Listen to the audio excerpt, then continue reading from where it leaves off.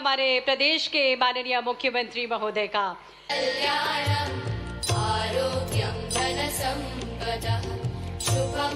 अभिनंदन करें, स्वागत करें। प्रदेश को विकसित भारत के सपने से जोड़ने वाले मध्य प्रदेश के माननीय मुख्यमंत्री महोदय का माननीय मंत्री प्रहलाद सिंह पटेल जी से शॉल पहनाकर माननीय मुख्यमंत्री जी का अभिनंदन करें। पौधा भेंटकर माननीय इसी क्रम में मुख्य सचिव दीपाली रस्तोगी जी से बुके भेंटकर माननीय पंचायत एवं ग्रामीण विकास विभाग से कि आप हमारे इन अधिकारियों को सम्मानित करें। तालियां आप सभी की भरपूर होना चाहिए।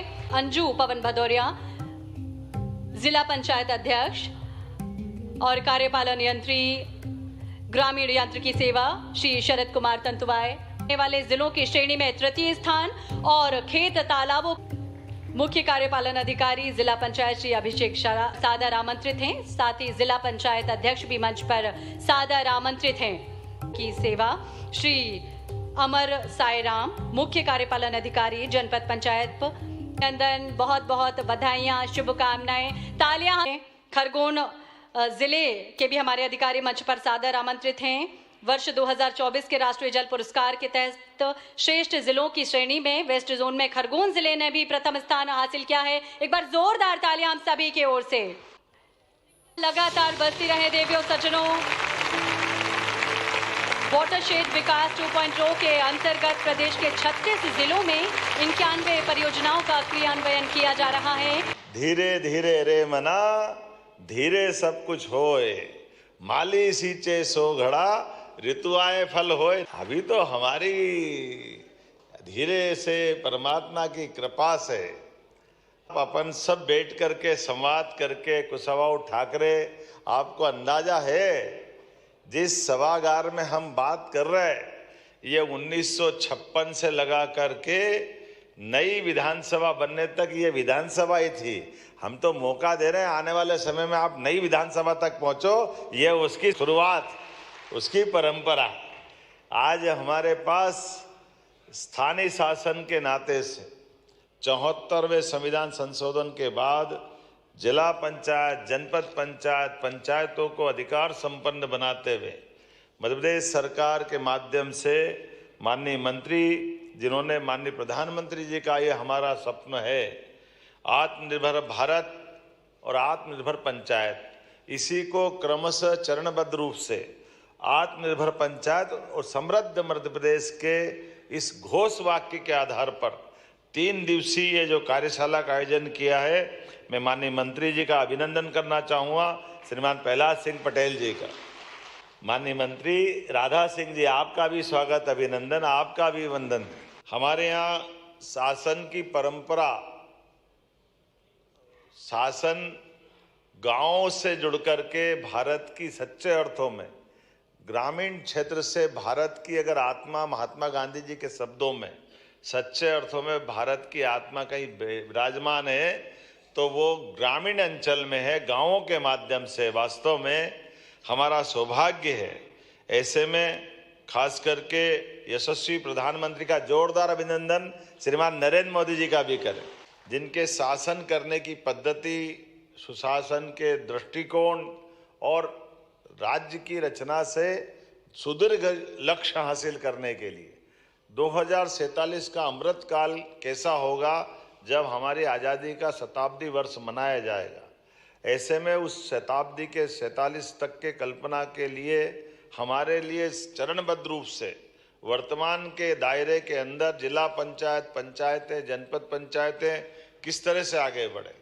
आदिकाल से हमारे यहाँ ऑटोनॉमी समाज में रही है, तो सुशासन की स्वशासी व्यवस्थाओं में पंचायतों को अधिकार संपन्न बना करके हमारी ग्रामीण अर्थव्यवस्था से लगा करके विकास के सारे पैमानों में ये चुनी हुई इकाइयाँ अपना सशक्त रोल कैसे अदा करें, इनके लिए कठिनाइयाँ क्या है, ये जो हमारी चर्चा के सत्र है, मैं केवल इतना ही बोलना चाहूँगा।